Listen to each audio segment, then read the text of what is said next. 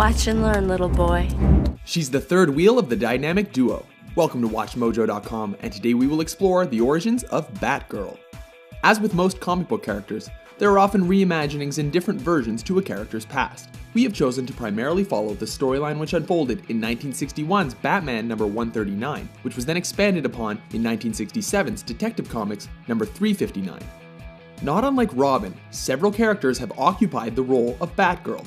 The first of these was Betty Kane. She was introduced when the Cobra Gang captured the dynamic duo and their ally Batwoman in an energy beam.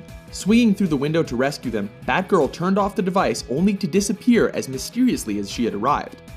As it turned out, Batgirl was the niece of Kathy Kane, the millionaire behind the Batwoman identity. An astute young woman living with her aunt, Betty had pieced together Kathy's secret identity from her frequent absences and was inspired to make her own costume and trail her on adventures. Confronted, Kathy trained her niece in an attempt to stall her until she could return to her parents. However, Betty's anxiousness got the better of her and she decided to prove her worth by going after the Cobra Gang alone. Captured, she managed to make a signal that allowed the others to find the Cobra lair and save the day. Brought into the fold, she began a flirtatious relationship with Robin, as the writers had introduced her to offset the growing suspicion that Batman and Robin shared more than just a cave together. Using feminine wiles to get what you want, trading on your looks? Read a book, sister. That passive-aggressive number went out long ago. Chicks like you give women a bad name. Eventually, Betty Kane transformed into the solo superhero Flamebird, and the Batgirl identity was passed on to its most popular incarnation by Barbara Gordon, the daughter of Commissioner Gordon. Barbara Gordon was introduced as a brainy librarian with a brown belt in judo. Unlike Betty Kane, she didn't seek to become a hero, having crafted her costume for the policeman's masquerade ball. However, while driving to the party, she stumbled on an extortion attempt by the Killer Moth against Bruce Wayne. Leaping to his rescue, she took on the criminals while Wayne slipped away and re-emerged in his costume. By the time he got back, she had sent the bad guys packing and had ignited a newfound desire for danger and excitement. Thanking her, Batman explained that there was no need for her to protect Bruce Wayne, because he would see to that personally. Unable to focus on her library work, she decided to keep training and use Bruce Wayne's love of rare books to squeeze her way back into his exciting life.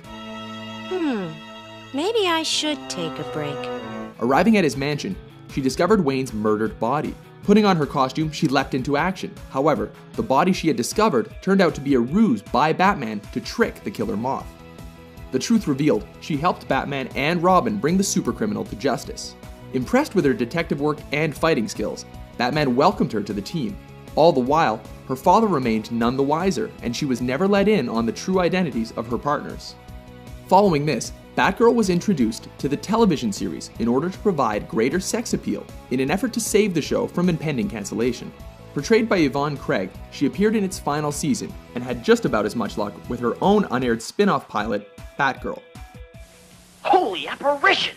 No, Boy Wonder, I'm Batgirl. You are no longer alone, Capes Crusaders.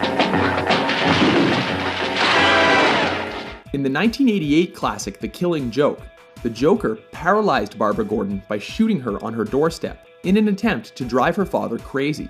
This shocking comic event transformed her into Oracle, as she became devoted to gathering information for Batman in order to continue to help him fight crime.